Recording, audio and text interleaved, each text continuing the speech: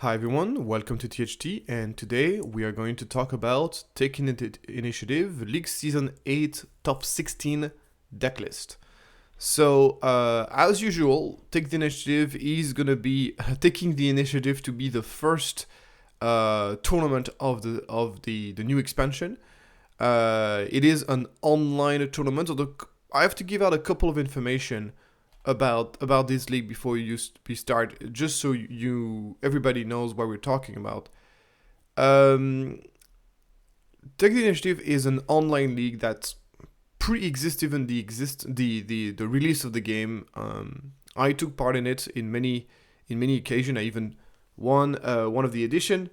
It is a tournament that basically it is a league where you got a couple of hundred players playing it out, and if they manage to get to a record of 8-1 of 6-2 minimum, I think is the record to get into top 16, they get to qualify for a direct elimination tournament called the Top Cut TTI tournament. So a couple of interesting things to note and caveat to have about this tournament is, like, obviously it's a tournament that happens online, but it is not, you do not actually gain anything in this tournament. There's nothing at stake in terms of outside of the prestige and the fun of testing out decks against very good players. There's basically not really anything to win from this tournament. So that's the first thing to take into account. And the second thing to take into account is that obviously because it's an online tournament, you get to have a lot of very good players from all over the world competing against each other.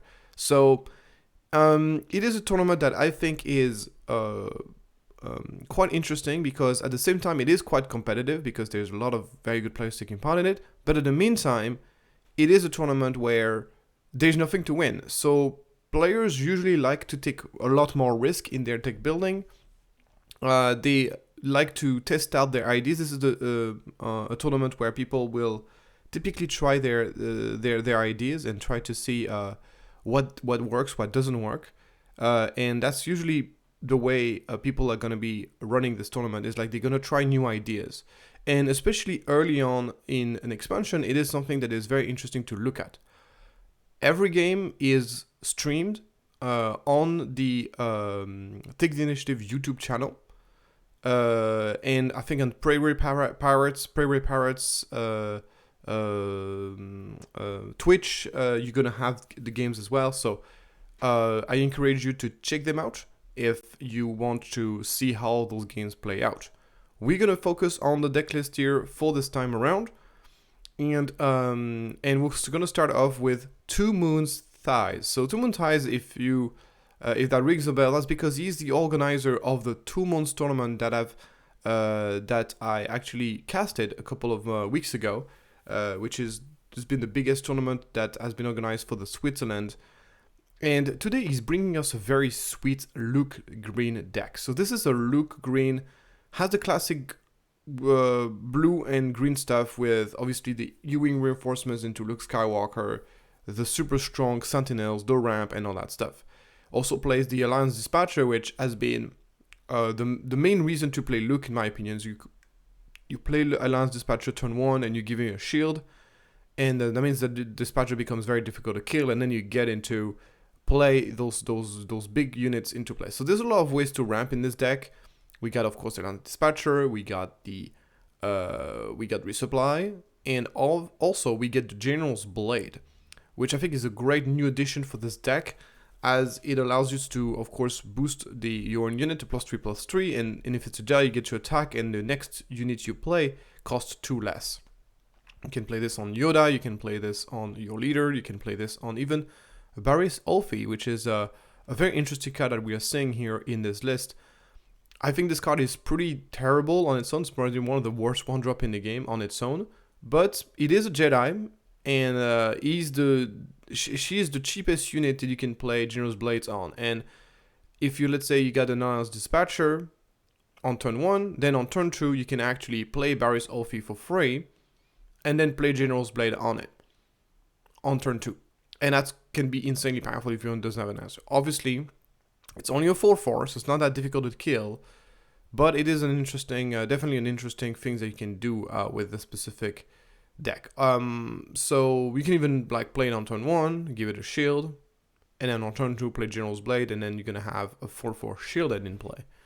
So that's Mace Kanata, also an interesting card. You play it on turn 1, you give it a shield, and she becomes more difficult to kill, and then you play more units, and then she grows into very big proportions. Having a lot of 1-drops is very strong with Ewing Reinforcement, because you can go like double 3-drops and then a 1-drop to complete, or you can go 4-drops, 2-drop, and a 1-drop to complete. It makes Ewing Reinforcement stronger as well. So we also see the infamous Young, which is my opinion is the best card in the set. If you've seen my video about my rankings of all the cards in the set, Young is my favorite card in the set. I mean, I think the card is going to be the most widely playable, even though he's not like necessarily super flashy, he is the most widely playable unit in the set. Couple of reservations, couple of things that I'm not a big fan of. I'm not a big fan of Shaq T. I don't think this card is particularly good. 4-drop with no immediate impact on the game and relatively weak stats. Only boost token units, which you have very, very few in this deck. Like basically only what she generates herself. So yeah, not a big fan of Shaq T. I'm pretty sure you can find better things to do for 4. I'm thinking about maybe Rose Tycho, for example. If you're looking for a 4-drop that does not, and you don't care if it doesn't have an immediate impact on the game, I would say like Rose Tycho. I mean, she's a Jedi, which is good for General Blades, I guess. But yeah, Rose Tycho, modded cohort, those 4-drops are just so much stronger. I wonder if you really need that many Jedi in this deck. And then on top end here, relatively classic stuff. We see on Luminaria in the late game. I don't like that card. I think it's pretty weak. And I don't see the point of playing a 7-drop if it's gonna be like, I understand that General Blaze works on it, but once you reach the 7 mana, the 7 resources, you don't really care about the ability anymore. So I don't really even see why it's relevant that Luminaria is a Jedi. Because that's the only explanation on why he's playing Luminaria over the many other great late game cards that you can find in this. I mean, maybe having one copy of it it's a good, maybe it could be like a good toolbox card for your reinforcement to heal a lot. Maybe that's the idea. And then we got a bunch of stuff in the sideboard. The sideboards are pretty wild. We see, for example, Shadowed Intention, which is very interesting to see this played out of aspect. In the sideboard. I think it's a very good sideboard card, and playing out of aspect is definitely not out of the question, because there's certain matchup where if you play this on the right targets, I don't think it really matters how expensive it is, because the amount of because it just turns the unit into a complete monster. Moving on to Sobek. Sobek is is the person who won the PQ Berlin. So he's obviously a very good player. He's part of my playtesting group, and as you can see, he's running is the same deck as he was running during the PQ, but with obviously new cards from Twilight of the Republic. Once again, tasting a lot of stuff, bringing back the Clan Saxon Gauntlets as a counter to Boba, that was the major innovation that he brought to the table in the PQ. And he got Pyrrhus' position instead of make an opening. I've turned around on this card. I thinking that in a lot of cases the ability to exhaust enemy unit is often better than healing. If you sometimes. So I used to think that make an opening was just strictly better than this card, but it's not strictly better. But I just thought it was overall better. Now I kind of like, I'm not so sure. I'm still kind of thinking. But in this particular version of the deck, it makes sense to play Pyrrhus' position over Make an Opening, simply because you're playing a Fine Edition, 2 copies of Fine Edition. So this card may be surprising to you, but if there's one deck in which this card can be good, it is in this deck. This allows you to bring back an upgrade from play and ignore the spec penalty, which that is pretty relevant. But the idea, of course, is to be able to replay your bounties, because bounties are strong, but you're limited into how many bounties you have. You obviously have top targets, death mark, and you can't really play many more bounties in this deck. I mean, you have the client, which is a bounty, but not an upgrade. This all allows you to replay your Entrench, your Pyrrhus position. So, this is a cool idea. I don't like it. I've tried it, because, as you know, guys, I'm a big Bossk blue player. I tried it. I don't like it. I find this to be too inconsistent. I was resourcing it every single time. And the problem with this card is, like, the floor of this card is that you can't play it at all. And the best case scenario for this card is that you get to replay a card that you already own in your deck, which is, it's a very low ceiling. The floor of this card is extremely low and the ceiling is very low as well. So I am not a big fan of that card. The rest of the deck is pretty much what you would expect from Bossk Blue. We still have the covert position as a way to counter the as a way to another innovation that he brought to the table as a surprise effect, and also a counter to a way to store like a cheap events for Relentless. Sorry about that. So next we got Eroth playing a Sabine yellow with a piece of junk. So this deck is very reminiscent to, if you check the Rebel Resource, which is a YouTuber who is an expert in this deck. He's a very, very big fan of Sabine Yellow. Has posted basically his deck list, his updated version of the deck using the new cards. And he was a big fan of Sabine Red and Plo Koon in this particular deck. Kind of pivoting more towards a deck that is able to kind of interact with the opponent and kill some units, as well as adding some bodies on the field. Also playing the Wolfpack Escort as a way to overwhelm the opponent in areas of the game in space, which is something that the deck loved to do from set 2 onward, thanks to Carlisle Spacer, and now you can do this even more with Wolfpack Escort.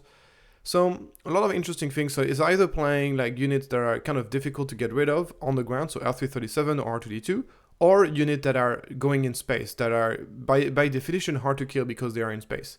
So between hard to kill ground units and space units, it makes it, the board is really, really sticky. And then once you have all this, you can boost them with Fleet Lieutenants, Hotshot 24 Blasters, Eerie Resolve, Surprise Strike, and of course deal a bunch of damage to your opponent. What is very interesting about this deck is that it does no longer play for a cause I believe in. And this obviously allows you to play a lot more non-heroic cards. So how many non-heroic cards? So 5. Okay, 5. Only 5 non-heroic cards here. No for a cause I believe in this deck is shocking, because he's only playing 5 non-heroism. Very interesting. He does play a lot of non-heroism in the sideboard though. Well, that's gonna be interesting to see how this plays out. Oh no, never mind. He's also playing Archer 24 Blaster. Okay. Anyway, we'll see how that shakes out. Definitely a very different take on Sabine Yellow, and a lot of new cards with Sabine, Plo Koon, and of Wolfpack. So it'll be exciting to see how that pans out. And some cool sideboard cards breaking in here, making its sideboard. That's going to be interesting to see. Next, we got Vika, someone who's used to play and do pretty well in the Tech Initiative, playing as Anakin Vigilance, not Anakin Blue. So it is pretty much a good old blue, white, red deck that we've seen over and over again, either with Kira or with Han, the young Han, and this time we're using Anakin instead. Anakin is one of those leaders which I think is kind of a catch-all leader. I think it can be played in a variety of different decks. You don't need to build around Anakin for Anakin to be successful. And that's why we're going to see Anakin in a variety of different decks. I think he's definitely a leader that is playable with all 4 colors. You can play Anakin Blue, Anakin Green, Anakin Yellow, and even Anakin Red, and it's going to be a pretty competitive deck. So on this particular version here, a couple of new cards here. The Senatorial Corvette, which I think is pretty legit. 1 copy of Eroth there, probably the element of surprise. Anakin's Interceptors, which obviously does pretty well with Anakin's ability. The thing is, one of the main inconvenience of playing a 2-3 is like you're not able to kill the enemy unit that have 3 attack, but this default does not exist if you're playing Anakin, because you can use Anakin's ability, attacking those units and kill those units anyways. And then obviously, as the game goes on, you can grow into a 4-3 and be a pretty big menace. So Anakin's Interceptor is a solid card in the Anakin deck, as you would expect. Then we got Val, which is an interesting condition. I still don't know where I stand about this card. I know that people loved it in Gar Saxon, but yeah, I still don't know where I stand. Once again, here the low health is.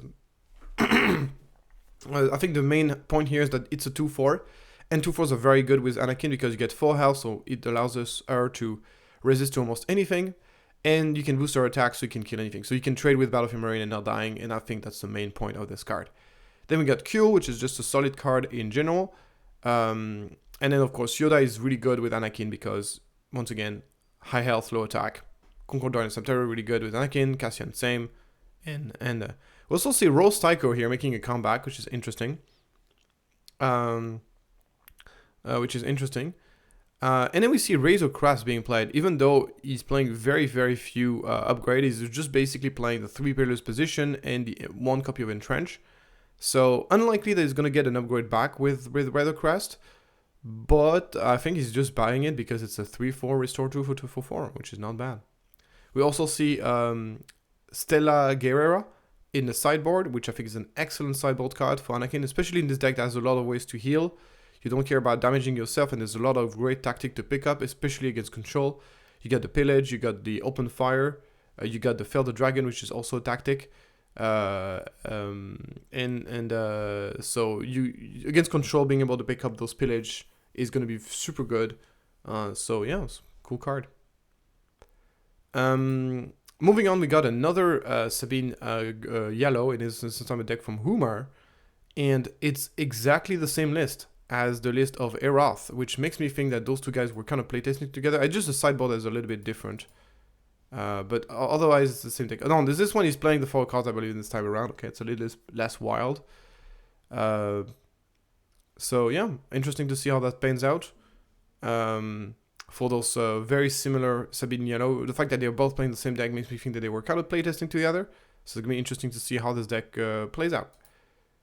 Then we got Astico, a very good French player, who is playing Boba yellow, and with the new card. So he's obviously playing Now There's 2 of them. I mean, I don't necessarily think that Now There's 2 of them is an auto-include in Boba, far from it actually.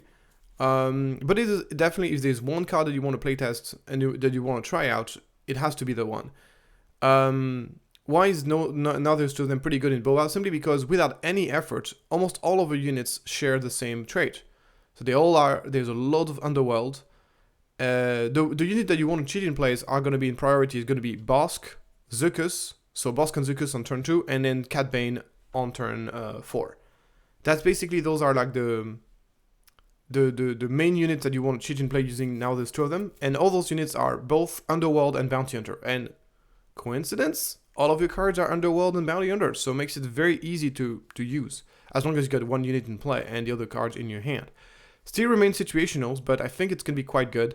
Obviously, you can do some very explosive stuff.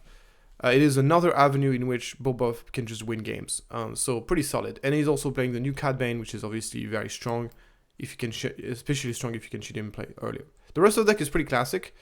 One thing that is kind of interesting about this version is, like, instead of playing the 30 HP base, he's trying out the Patronaki Arena.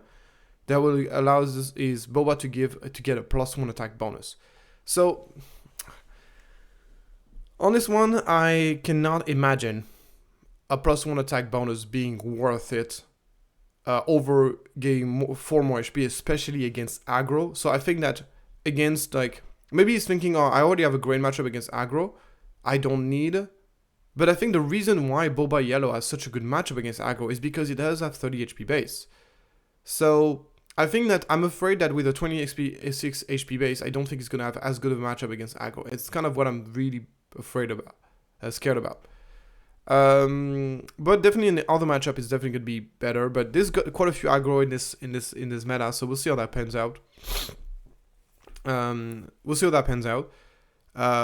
I don't think Patronaki Arena is the kind of card you want to play in a mid-range deck. I think you either play this in a super aggro deck or not playing at all. And even a super aggro deck, there's a strong argument to be made that it's not gonna benefit you so much against non-aggro deck. However, it's gonna penalize you very, very hard against aggro deck, and it's kind of like the main argument against that card in general. Then we got Louloup with his Quinlan deck.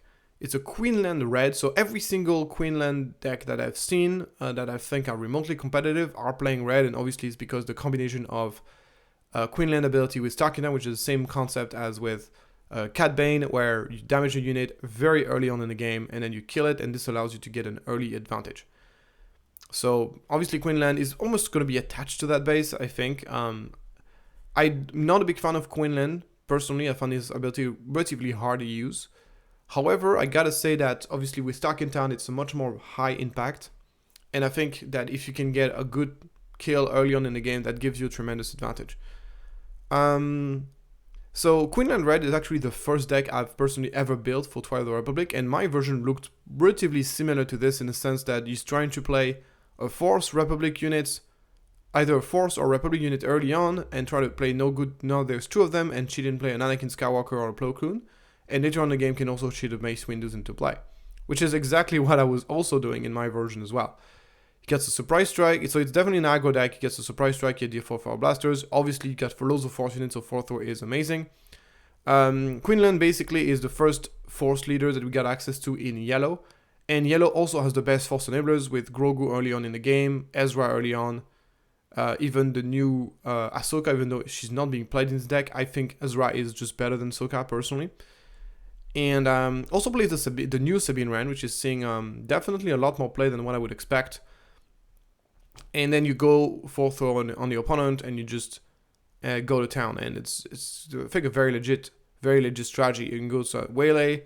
So personally, I was not a big fan of Quinlan, so I relatively quickly replaced Quinlan by Anakin, and that's the deck list that you saw on my channel. That basically is kind of this deck, but I'm not playing Quinlan. I'm playing. A couple of interesting idea here was creative thinking. Not a bad card, but I think that the non-unique restriction is just a big bummer. I think it was already true in Spark of Rebellion, but it's becoming even more true as we go on, is that the vast majority of the good cards in the game are unique, which makes creative thinking pretty bad. Pretty bad in general. It just because it doesn't target what you want it to target. You can't tap a leader with it. You can't tap, like, it's just gonna be a dud in a lot of cases, in my opinion. Yeah, cool deck. We'll see how well it does. Also play the Soldiers of the 501st. That allows it to get a couple of 1-drops. Sometimes you want to damage a 1-drop with Quinlan, so why not? Favorable Delegate is definitely one of those cards which I think is pretty good. I think it's better in Anakin because Anakin can turning into a 3/5 that can actually kill stuff, while the 1/5 here doesn't do much. But here in just ability to draw your card and enable a big guys, and allows you to turn on coordinate a bit easier as well.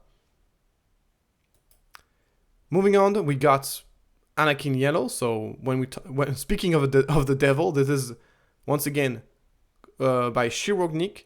Once again, just a bit closer to what I also was building with the idea of playing an early Republic units, and now there's 2 of them, and shooting to play an Anakin or a Plo Koon. So you saw my deck list on my channel. It's the same idea. This one is a little bit more, playing a bit more older cards, a bit more aggro. Plays the 3 copies of Breaking In instead of Surprise Strike.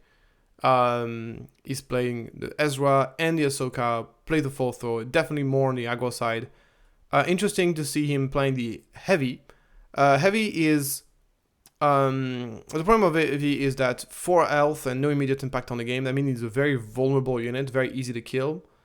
He does do something when he gets defeated, but this thing might not be relevant. It's just a 1 damage to all ground unit, to all enemy ground units. You don't know if this is actually going to be super relevant, but often it is, I would say. And at least it's a Republic unit, so you can actually cheat and play with. Now there's 2 of them. Not as interesting as cheating and play an Anakin or a Plo Koon, but it's still something. And obviously, if you get coordinate, you can swing for 6 and die. This allows you to deal 7 damage. And you can actually kill a Boba doing that, which is kind of cool. But obviously, no immediate impact on the game, so you need to have this unit already in play. But this by itself can make this card see play and constructed.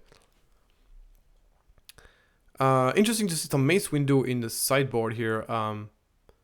He does play Mace Windu the unit, but the odds of him being able to play that blade on the Mace Windu itself seems to be relatively of a stretch. I mean, +2/+2 for 2 is not bad, generally speaking, but generally then you can go Academy Training is +2/+2 for 2, but it can be used on any units, which is pretty relevant because he does play quite a few space units, as you can see, especially early on.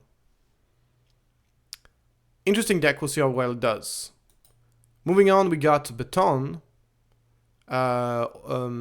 who's as you know from the channel Swoop Racers, and this time around he's bringing us a Chirrut yellow deck, which is very cool.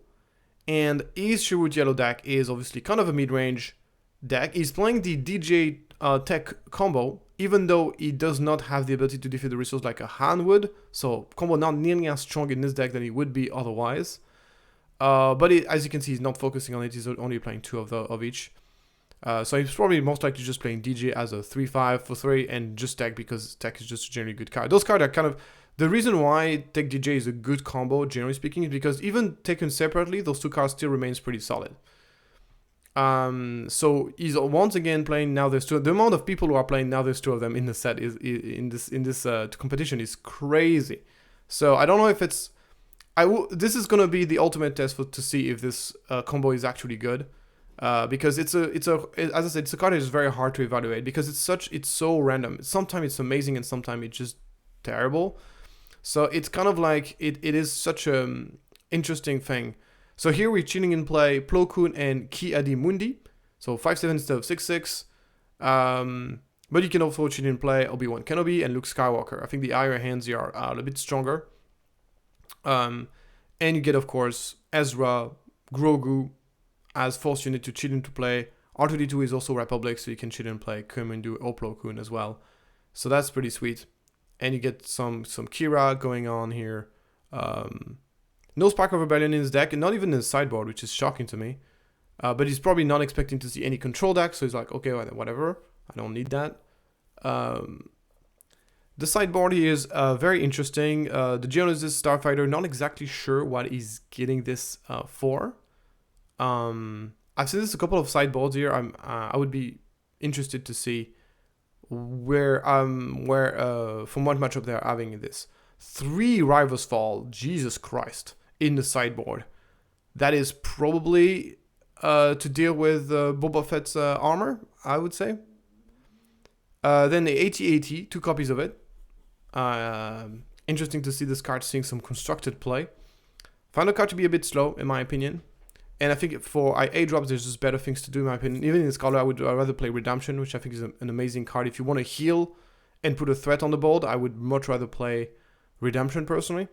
And then, obviously, Shadow's Intention, which is particularly nasty on Shirut. So that's definitely an interesting card here. Then we got Lightsparkle playing Disappointment, and his deck is Boba Green. So his Boba Green is basically no new cards in there whatsoever.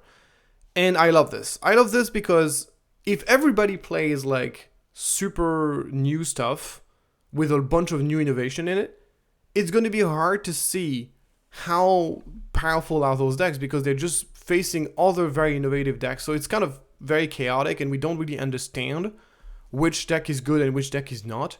It's good that there's a couple of guys that are playing something that is very much textbook meta decks from the previous meta. So then we get to see how good those new archetypes are doing compared to the old one.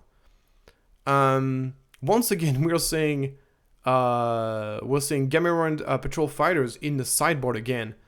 If you guys know why everybody's playing that in their sideboard, I'll be very, very curious to know. I should have asked Beton before I shoot the video, but I forgot. So because he probably knows the answer because he played it himself.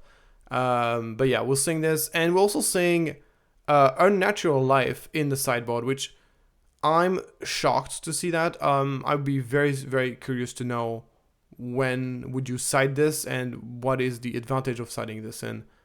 But pretty much as in the main deck, it is pretty much what you would expect. He's not even playing Relentless at all, which in the sideboard, which may be a correct play because, as I said, very few people actually play hard control in this league. I think Sobek is going to be very happy to see so few people kind of caring about his deck, which is going to make him in a pretty good position. So that's going to be interesting to see how he does with his deck here compared to the new decks, and we'll see if Boba Green is still on top of things. Next we got the Martian playing as the Krennic Green, and Krennic got some pretty massive upgrades from this set, and the biggest upgrade is obviously the Royal Guard Attaché, which is basically a Battlefield Marine. And whenever you give a control deck a strong early game card, it is a massive upgrade for the deck because the early game is normally the moment in the game where you're the most fragile. So Royal Guard Attaché is a pretty big deal. playing a lot of 3 attack units here with Viper Probe Droid, the Rune Echo, the Mercenary Gunship. So really want to trade with the opponent as often as possible. And in the 3 drops, he's also playing Calculated Magma Guard, which is a kind of 3/4 Sentinel, but he doesn't have permanently Sentinel. Is this card better than I think one of the main advantages of having Sentinel is to be able to protect your base even if you don't have the initiative. And you don't really do that with units that temporarily have Sentinels. So me personally, I would much rather play the Phase 3 Dark Troopers if I'm looking for a Sentinel on the ground. But he's playing so we're going to see how good, but obviously Calculated Magma Guard has an extra health, which is a pretty big deal. Also playing the General Grievous, just a solid card to pull from Vader. And I'm really shocked to see only 2 copies of Death Troopers. I think Death Troopers is the absolute VIP staple of Krennic. 4/1 for 3 with immediate impact on the game. Allows your Vader to one-shot 7 else units. And even a hate unit leader in one shot is absolutely incredible. I would never cut any copies of Death Troopers in this deck. I would definitely not play Grievous over Death Trooper, that's for sure. I mean, as much as I think Grievous is a good card, I think Death Trooper is a far, far better card. So, anyway, it's minor disagreement, but overall the deck is what you would expect from... I would personally would have preferred to see... I think Yuang is also a very strong card in Krennic. So Yuang with Gamma Moran Retainer, this combo is like very strong, and it can be run in Krennic, so I don't really know why he's not running it. I mean, yes, I would definitely play Gamma Moran Retainer over both Runako and Viper Probe Droid. I mean, granted, Viper Probe Droid and Runako can be picked up from Vader, but you have such higher priority targets for him anyways, so I don't know. I would just much rather play Gamma Moran Retainer and Young here in this early game stuff. So yeah, pretty cool deck. I mean, it is the Krennic that we know and love that got some pretty massive upgrades, so that's going to be cool to see. Then we got Rebeltrooper running IG-88. That is going to be interesting. He's playing a lot of very strange cards. Wow, so that's pretty wild. So IG-88 definitely got better with the set, because now it is definitely easier to kind of outnumber your opponent in units and to use the ability a bit more consistently. However, I still believe he has the same problem as being just a leader that deploys and just dies immediately and without having any significant impact on the deployment. And I think that's such a major weakness for the card. So we'll see how that goes. But definitely the leader's ability definitely got a lot stronger. So it's going to be interesting to see how that plays out. So he's playing an aggro, as you can expect, an aggro green deck that also runs a lot of like very small units. Not sure. So he's playing self-destruct here, which makes sense because he has like token generation, so you can sacrifice those tokens. But I think that having the numerical superiority is so important with IG-88. So just having to kill your own unit just to have a 1 resource discount compared to open fire doesn't really make much sense to me. I mean, I guess self-destruct is quite good with Starwind Scout, because sometimes you do want to draw the cards and take the opportunity that you have initiative to do so, but I don't know. We'll see. With some droid commander here, the Cop Veins to keep the numerical superiority, Cop Veins into Confederate Courier, you're always going to have a unit in play, and I think that's the strength of this deck. And then you got some exploit cards. So the exploit payoffs are not amazing. You got the Squadron of Vulture. I don't know how good that card is. It's such a high price to pay for 4 health unit that can be killed by an open fire. I think it's a bit risky. Bacteroid Spec Droids is a bit more attractive to me, even though it still remains too expensive in my opinion. The real exploit card that I'm really excited about here is the Count Dooku. I think this is kind of the perfect deck for Count Dooku, so it's kind of sweet. We're also seeing the Darth Maul into Energy Conversion Lab combo, which I think is going to be quite strong in this deck too. So this deck has a couple of great things going on. It plays the Yuang, plays the Overwhelming Barrage. There's a couple of things I disagree with, but that, to be fair, my opinion is not worth much in this particular case because I've never played against or played with this archetype, so Rebeltrooper is probably not a lot more about it. it'll be exciting to see how this deck performs. Then we got Giamma running a Maul ECL deck, which is pretty much, as you can see, it is pretty much kind of the good old classic Vader green archetypes of Vader green, which got replaced by Bossk green in. So it's kind of like the rampy big units kind of style decks. But instead of playing the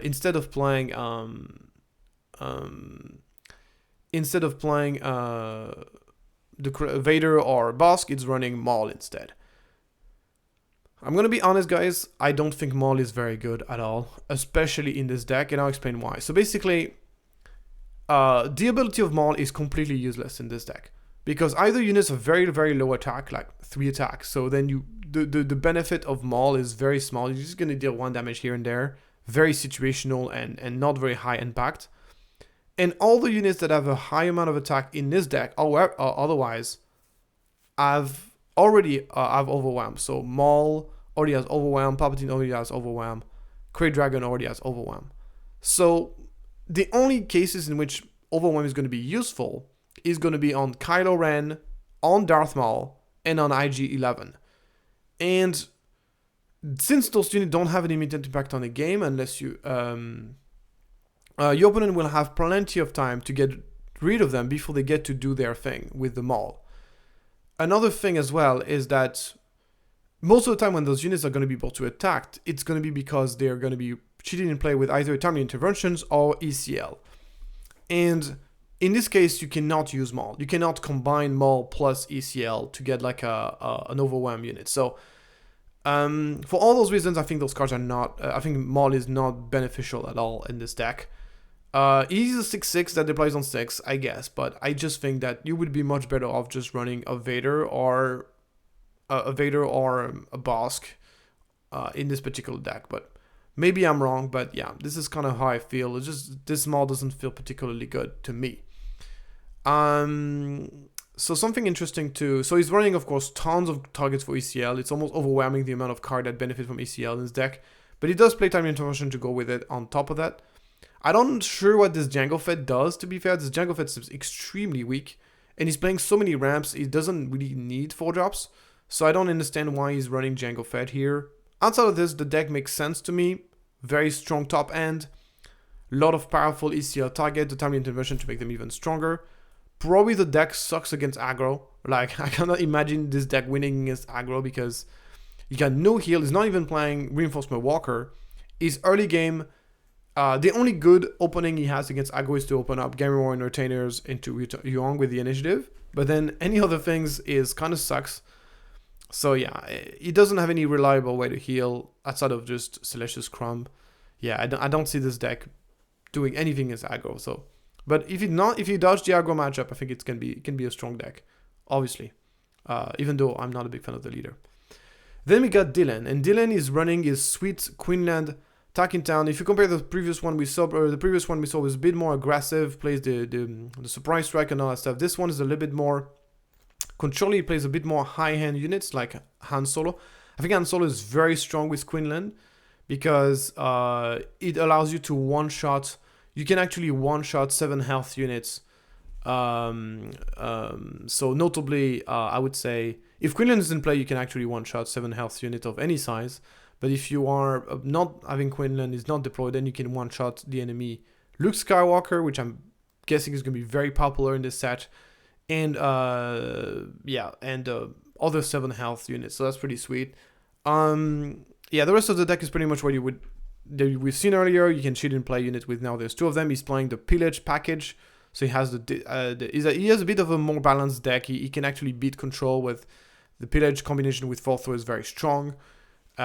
He's also playing Kit's Fisto as another Jedi to cheat in play using now there's 2 of them. It's a fun deck. I played it before, and he's been doing very well in the league, in this current league, with this deck. So, and Dillen obviously an excellent player, part of my playtesting group. So excited to see what he's gonna do with this particular deck. Moving on with Sabine. Once again, another Sabine yellow. So 3 Sabine yellows in total. This one a lot more traditional is actually not running a single new card in his main deck. It's a very, very traditional Sabine yellow deck, completely different approach as what we saw earlier. Yeah, this is kind of strange because at the same time, this deck is not really part of the meta in terms of it was not really part of the previous meta. Like Sabine Yellow has not been doing particularly well in the previous meta. A lot of people, including myself, find the green version to be just stronger. But in this particular case, EUC is running pretty much no innovation whatsoever, which is very surprising, especially since we saw how many new cards. The yellow-white is probably one of the most busted color combination in the set, in my opinion. So very surprising to not see any innovation whatsoever. Just playing like the good old Sabine, even playing Dark Saber, out of aspect Dark Saber. I mean, obviously you can ignore the aspect penalty if you're running this on the Mandalorian, which he does play quite a few. He's playing Ketsu Onyo, Sabine Ren, and of course Sabine the leader. Could be interesting. So this is kind of like, oh yeah, we got one more list, another Sabine. It is ImSoHumble, and he's running an updated version of Sabine Grain. ImSoHumble, great player, also part of my testing group. This time around, he decided to bring his Sabine Green that is pretty classic. He does have a couple of innovations. Doesn't play Jesse, which I found to be a very strong card in Sabine. Maybe I need to play this more, but but he's definitely running Jyn Erso as more rebels, basically, early on in the game. One copy of Admiral Yularen. I wonder in what situation he wants that card. And he's also running Island Sakura. Island Sakura, definitely more situational than Poe and Wrecker, but in the right situation can be good because of his ability to come into play to kill something and stay in play without dying. Personally, I've been very unimpressed by this card. I know a lot of people like it, and people were kind of like urging me to put this in my top 3 of the best white-green cards in the set. And maybe it deserved to be in the top 3, but I'm not a big fan of that card. I think that they're just so much better timely intervention targets and better ECL targets in general. So I'm not a big fan of that card. But the rest of the deck makes sense. Once again, it's cool to have like a couple of like very strong set 2 meta decks, so we can see how those decks compare to the new archetypes. So obviously the quality of the player also matters. It's not only about the deck, it's also about the pilot, right? It's also about the pilot. So couple of observations about this little meta game. Obviously it's a small tournament, even though it has a lot of good players in it. It's a small tournament at the end of the day. And here we got, I think we got, how many Sabine we got? We got 4 Sabine here, 3 Sabine yellow and 1 Sabine green. That's a lot of Sabine. I mean, aggro tends to do very well early on in the set, so not a surprise. Then we got 2 Boba decks, and then we got a bunch of new stuff. IGA, ADA, we got some. Only one Anakin. So a bit of surprise. There's a couple of things observation. So nobody's trying Palpatine, which is obviously it's a small sample size, so don't expect the meta to be representative because it's so few people. But yeah, no Palpatine, no new Palpatine, and no Yoda is my biggest surprise. No Yoda whatsoever, and not a single copies of Enfys Nest in the entire poll, which I find this to be super surprising because Enfys Nest, in my opinion, is one of the best cards in the set. So no Enfys Nest whatsoever is surprising to me. Even though, of course, she's definitely better in an old hand deck. Surprising to not see her at all in there. So it's going to be exciting to see how that goes. Because once again, there's a good mix of new decks and old decks. So it's going to be cool to see how those paired against each other. And those are very good players. So it's going to be some high quality games.